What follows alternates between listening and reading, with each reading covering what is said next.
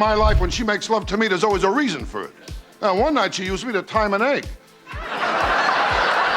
Have a look at these top 13 unforgettable comedic moments from The Tonight Show, starring Johnny Carson, that rewrote the rules of American late night for 3 decades. She said, I'll make a chicken. We always thought that was her selection, but she couldn't make anything else. Chicken. Without wasting any time, let's get right to our list. Number 1, Rodney Dangerfield's no respect one-liners. I got no respect at all, you know? They always made me take the family picture, and that way I wouldn't be in it. Rodney Dangerfield spent a decade performing as Jack Roy in terrible clubs before quitting comedy entirely to sell aluminum siding. What do you mean they don't get any respect? What do you call that? The only place over here, Right Johnny, here? the only place right here I get some respect. They're very nice here. When he returned to stand-up in the late 1960s as Rodney Dangerfield, he brought one innovation: mining genuine childhood pain and adult failure for rapid-fire one-liners. I got no respect the day I was born. Really? No respect. The doctor picked me up and smacked me. I found out the nurse, she got a few in too. He was a lonely kid too, Johnny. Oh, Yeah, not lonely. lonely, Very huh? Even in the park, I had no friends. Really? I remember the seesaw. I had to keep running from one end to the other. I grew up, I was lonely too, and I grew up. yeah. I couldn't get dates with girls. Girls didn't? No, with girls, they go for a guy with looks. Everything is looks, you know? His self-deprecating style was perfectly engineered for Carson's format because it was short, punchy, and built from real insecurity. Every appearance on The Tonight Show added momentum. By the early 1980s, the Carson bump had transformed him from a struggling comic into a multi-million-dollar film star through Caddyshack in 1980 and Back to School in 1986. My life, when she makes love to me, there's always a reason for it. One night she used me to time an egg.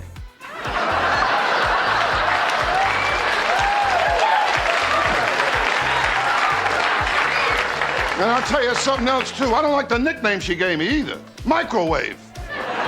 Most comics today reverse engineer their persona for cameras, but Dangerfield did the opposite, and he realized his actual setbacks and rejection, turned them into a character, and Carson's platform amplified it into a cinema career. I'll tell you, last week was a rough week for me. I broke up my psychiatrist, too. He told me I'm going crazy. I said to him, if you don't mind, I'd like a second opinion. He said, all right, you're ugly, too.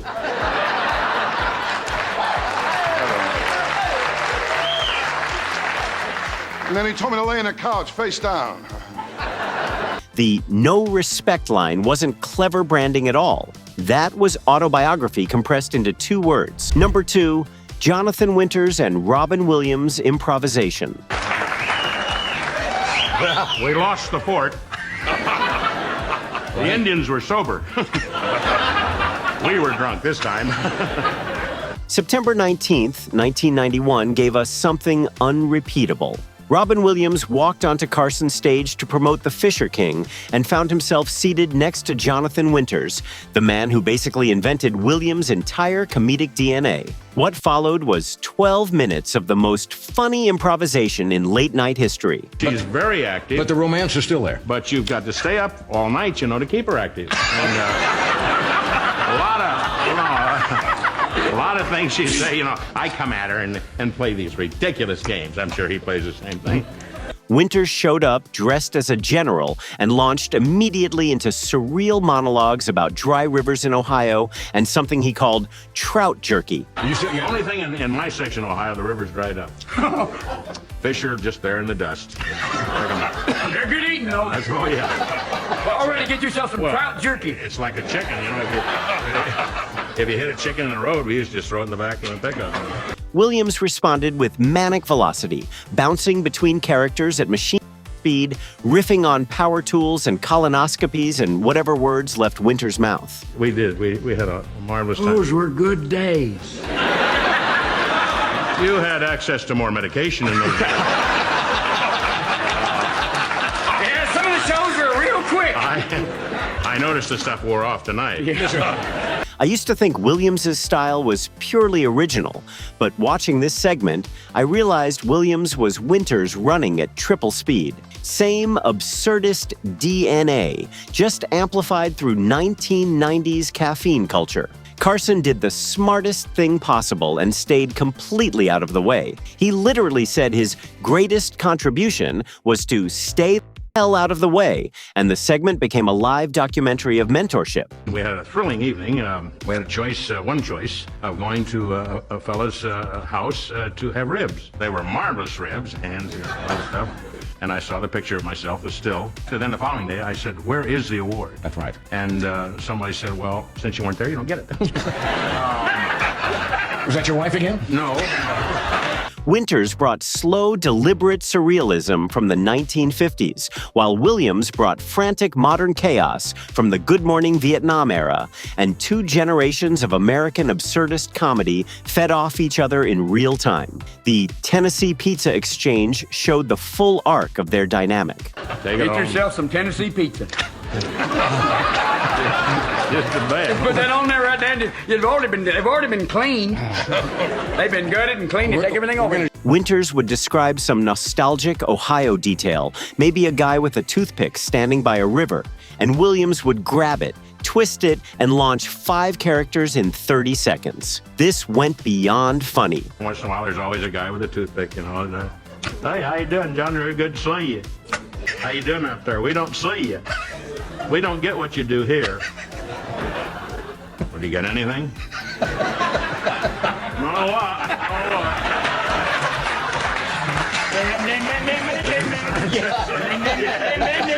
This was watching the lineage of American comedy happening live on September 19th, 1991 in Burbank, California. Number 3, Eddie Murphy's boundary-breaking debut. Anybody ever see those guys that model their underwear in these books?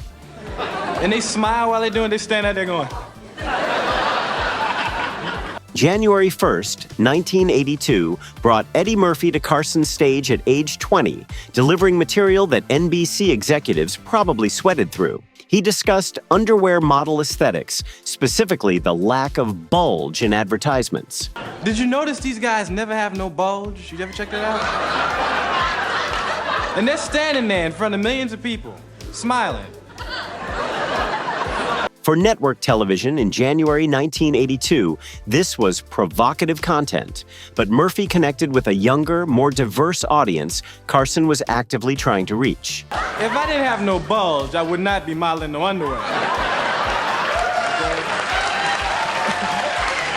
His success proved Carson could evolve with the times, embracing the aggressive, observational styles emerging from New York comedy clubs in the early 1980s. The risk paid off immediately. And second of all, I damn sure wouldn't be smiling. I might be modeling like this. Murphy's Tonight Show appearances directly led to his film breakthrough with 48 Hours later that year, proving Carson's platform could still launch careers even as the comedy landscape shifted toward harder edges. Number 4, Buddy Hackett's marriage operation joke. Buddy Hackett had this hilarious way of mixing his marriages with his so-called medical problems, turning them into one ridiculous story. So this guy has lost all his money and he goes to his very rich friend who's Shecky called Harvey Silbert. Guy says, you gotta give me some money. My wife is sick, she needs an operation. The doctor don't trust me. I am not giving you any money because you will spend that money betting the horses. No, I won't. I've got money for the horse. In his operation bit, he'd talk about a doctor doing some mysterious procedure on his wife to fix their married life, but he never actually said what it was. Instead, he'd hint at it with playful euphemisms, goofy hand gestures, and that innocent, wide-eyed delivery of his. The real comedy came from what he left unsaid, letting the audience fill in the blanks and laugh at how cheeky it all was. Number 5, Leno and the airline industry takedown. August 7th, 1987 gave us what I consider the perfect distillation of middle-class American rage disguised as comedy. Leno delivered a surgical takedown of the airline industry and the special hell of economy seating. Leno described flying as stepping in the hole of some kind of flying slave ship, then went surgical on the middle seat. I flew one, boy, what was the one I don't want to name, but boy, this was like stepping in the hole of some kind of flying slave ship, this thing.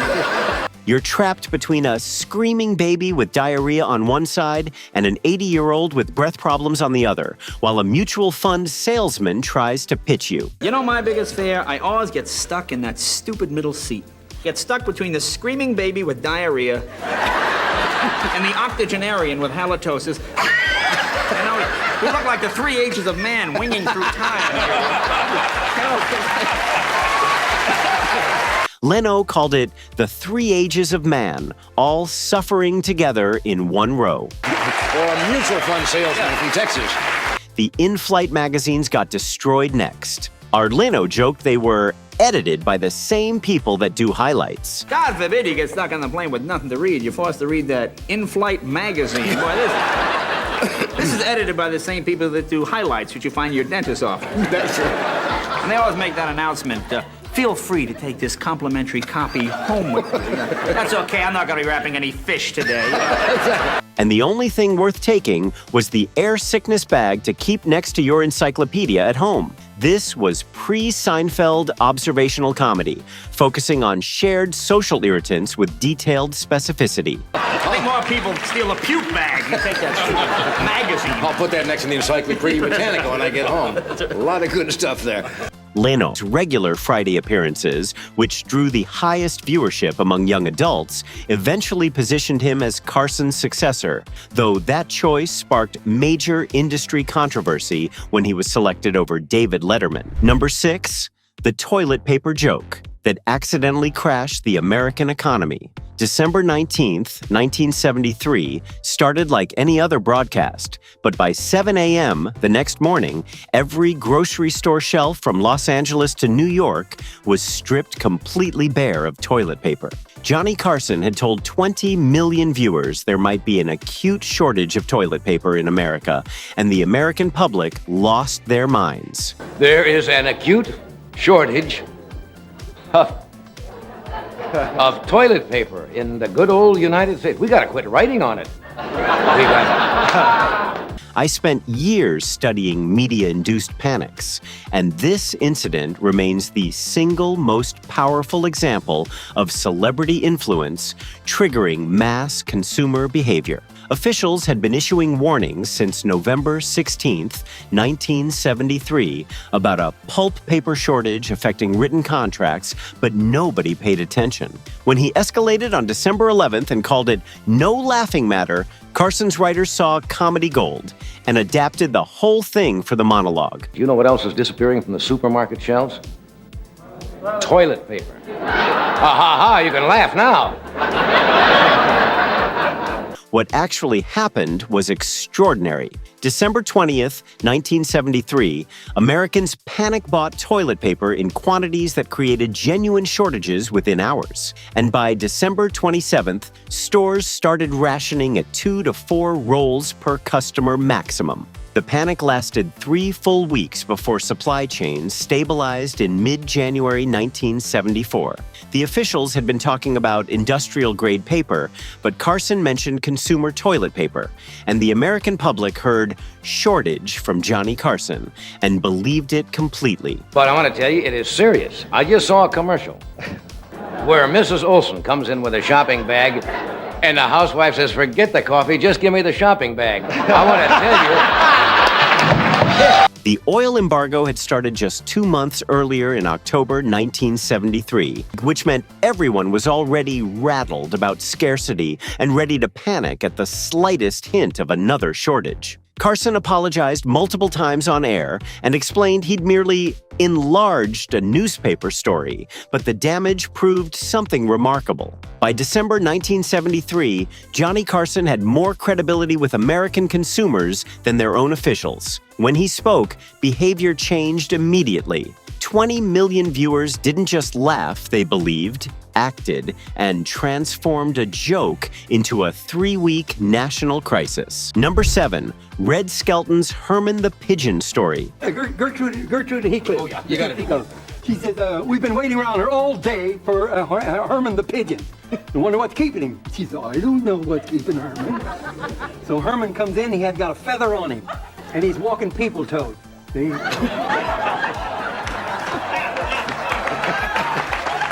Red Skelton's recurring Herman the Pigeon stories were masterclasses in pantomime and character-based sentiment. Skelton would physically embody this bird and weave long, intricate narratives about Herman's city adventures.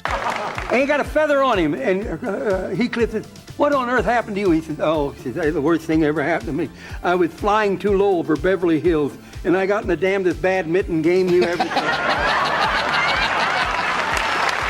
This wasn't rapid-fire punchlines at all, but empathy-driven storytelling that required patience. In a medium getting faster and more aggressive, Skelton proved the gentle storyteller still commanded power. Number 8. The Don Rickles cigarette box revenge that took years to complete. Hey, you're not gonna have to hang. No, this is now your night. You take. Carson's cigarette box. Oh, I broke his box. I broke Carson's cigarette box. Most people think television is polished and scripted, but Don Rickles and Johnny Carson spent multiple years proving that was nonsense through a broken wooden box and genuine workplace revenge that played out across studios. Bob Newhart was guest hosting when Rickles got too excited during a bit and smashed a cigarette box sitting on Carson's desk. October 15th, 1976, Johnny returned and discovered his heirloom from New York destroyed. Uh-oh. What the hell happened to this? Well, as long as you've seen what happened. You know how long I've had the cigarette box on his desk? You brought that up from New York City? I brought this from New York. What on earth? It happened last night. Who? Don Rickles. I did not see the Don show Rickles last did it last night. When he learned Rickles was filming CPO Sharky Next Door, Carson grabbed a camera and a wired microphone, then stormed Rickles' set while the red taping lights were still on. The footage became legendary. I want to know what you plan to do about this. Well, I plan to wrap your hand in it. What do you want from me? Carson bursts through the door shouting, "Stop the taping! Someone broke my cigarette box." And Rickles looks genuinely nervous, trying to joke that he'd gifted the broken wood to Tony Randall for his wedding. Carson stays mad and demands answers. I just started the show. I picked my box up off my desk that I've had for 9 years. My box is broken. They told me you broke it on the show last night. Well, I really... You big dummy!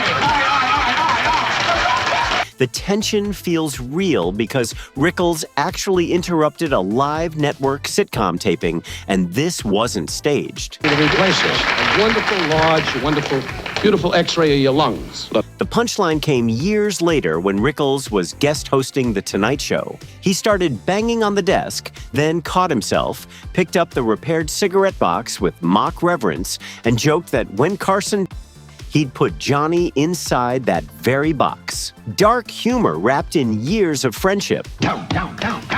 Oh, this is Frank Johnny's box.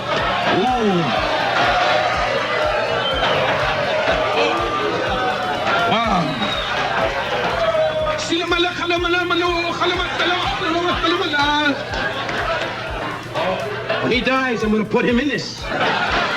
I made this mistake early in my career, assuming television sets were separate universes. This incident shattered that illusion for millions of viewers. Carson showed that studios were real places where real things broke, where performers could walk between tapings, where friendship and revenge could play out across years. This meta-comedy, breaking the fourth wall by showing the mechanics of production, became the foundation for Letterman, Conan, and every host who followed. Number 9, Doc Severinsen and the Thanksgiving Guilt Trip.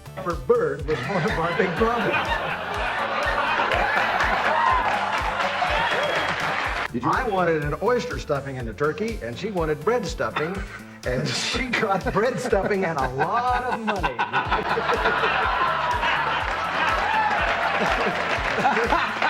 The dynamic between Johnny Carson and bandleader Doc Severinsen provided consistent secondary comedy for 3 decades. Unlike Ed McMahon's boisterous sidekick energy, Doc delivered dry wit wrapped in impossible trumpet solos and What, are we having turkey? Yeah. No, I don't help. I don't know about that stuff. I couldn't go out. You know, in the Midwest, it's seriously enough. And when you grow up out there, some of the kids would have to get a pet turkey. They're terrible looking, they're noisy as hell, and they're mean birds. What? They deserve it. Anything that ugly should.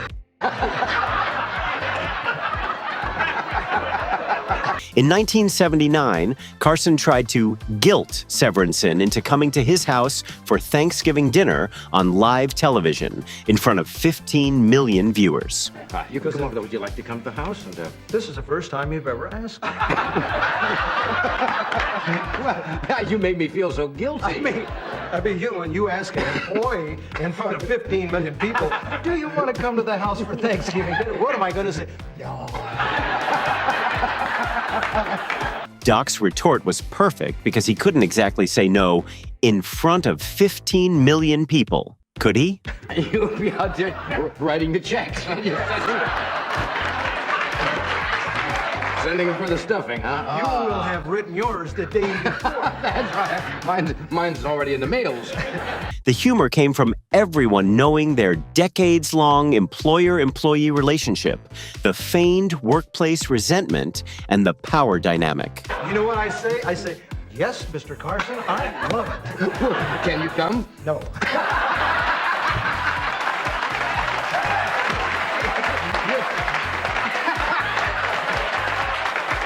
This was meta humor before anyone called it that.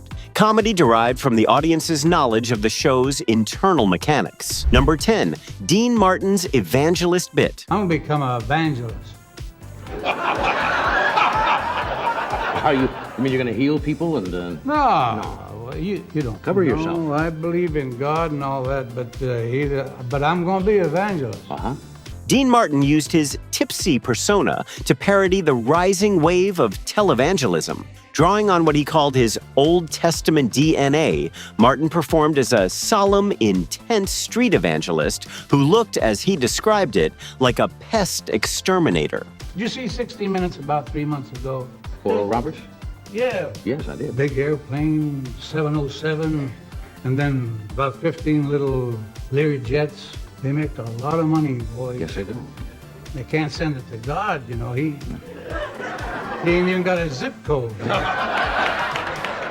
He used his natural, high-energy performance style to mock the theatrical nature of religious broadcasting that was exploding across American culture in the late 1970s. You're gonna make a swell evangelist. I think people ought to follow you. You're the leader. I'm gonna heal more sober people. Yeah, I feel sorry for you people that don't drink. Why's that? Well, when you wake up in the morning, that's as good as you're gonna feel all day. Subversive content wrapped in Martin's signature laid-back delivery. Number 11, David Letterman's anti-comedy experiment. Before launching his own show, David Letterman tested conceptual humor on Carson's stage that would define late night's next era. His toothpaste dessert bit perfectly captured this approach. When you live alone, you find little shortcuts, little ways to save money. I don't want to call them household hints, but that's pretty much what they are. And I came across one this afternoon, just incredible. Letterman presented a nonsensical recipe made entirely of toothpaste, satirizing the how-to segments cluttering daytime television. The humor wasn't in a punchline because the joke was the format itself. Anti-comedy means complete commitment to an absurd premise. If you let those little globs of toothpaste harden in your sink, no problem. They make a fine after-dinner mint. Carson recognized Letterman was doing something fundamentally different, something that would eventually redefine late-night television. By giving him space to experiment, Carson was training his philosophical successor, while his corporate successor, Leno, was mastering observational bits about airlines. Number 12, Johnny Carson's joke about angering Joan Embery's Tarantula. I think I'm going to cry. What is that animal doing on my wrist? We're demonstrating how it moves, but... I know how it moves. What?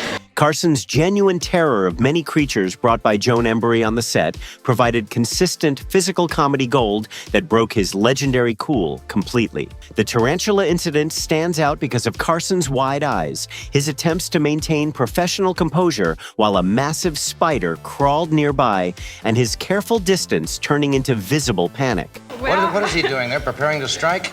If you don't anger them, normally... Don't anger them. What, am I going to say you're ugly or something like that? This reactive humor made Carson relatable because he was just another urbanite who didn't want an eight-legged nightmare anywhere near him. The funniest joke here came when Joan Embery told Carson not to anger the tarantula, and Johnny made the joke saying, "How do you anger the tarantula?" by saying you are ugly. How do you get a tarantula angry? Well, by blowing on it. I'm not going to blow on you. And he continued further by talking to the tarantula. It's a very fine-looking tarantula. He's a good-looking tarantula. Fine-looking tarantula. Real nice. No, I'm not going to blow on you. Maybe I'm talking wrong. And that was absolute comedy. Number 13, Buddy Hackett's family meals joke. My mother made a dish, cholent. You know what cholent is? Cholent, you get cheap cuts of meat, see? And you could use expensive meat, too. No. But if you got good meat, you don't have to make cholent out of it. You could eat it regular. Another classic from Buddy Hackett was his take on growing up in a Jewish household, especially when it came to food. He joked that his family ate so much chicken that he honestly thought it was the only animal in the world. Did you ever have We never had turkey on Thanksgiving. Never? No, we had chicken. We had chicken, no matter, anything important was chicken. In fact, if somebody, we had chicken. If there was a birth, we had chicken. It was that's it. Then he'd go into this exaggerated description of chulent, this heavy, slow-cooked stew loaded with fatty meat. With brusfat, you know what that is? Suet. With chickpeas and geflochtene bulbus. Thought that was blank. Yeah. And hey, that's mashed potato. And it cooks 24 hours. You get a heartburn from that, boy. With his animated expressions and playful delivery, he made it sound like getting through dinner was a full-on endurance test. My mother was the worst cook. Well, I know you said you'd stuff later on for 2 hours. She said, I'll make a chicken. We always thought that was her selection, but she couldn't make anything else. A chicken? Turning a simple family meal into something ridiculously funny. These 13 moments represent the genius of The Tonight Show, starring Johnny Carson across multiple dimensions, from accidentally creating a national shortage to showcasing 3 decades of American comedy evolution. Carson's show transcended entertainment to become a cultural institution that shaped what Americans laughed at and believed. The technical execution set standards that remain influential today, from live band reactions to close-up timing shots to seamless transitions between chaos and composure. Whether through Dangerfield's self-deprecating one-liners or Rickles' meta-theatrical revenge, The Tonight Show provided the definitive map of American comedy from 1962 to 1992. Johnny Carson didn't just host a talk show. He shaped American humor, validated careers, and demonstrated cultural power that nobody since has matched. These moments prove why, decades later, he remains the standard by which all late-night hosts are measured, and why most of them still fall short.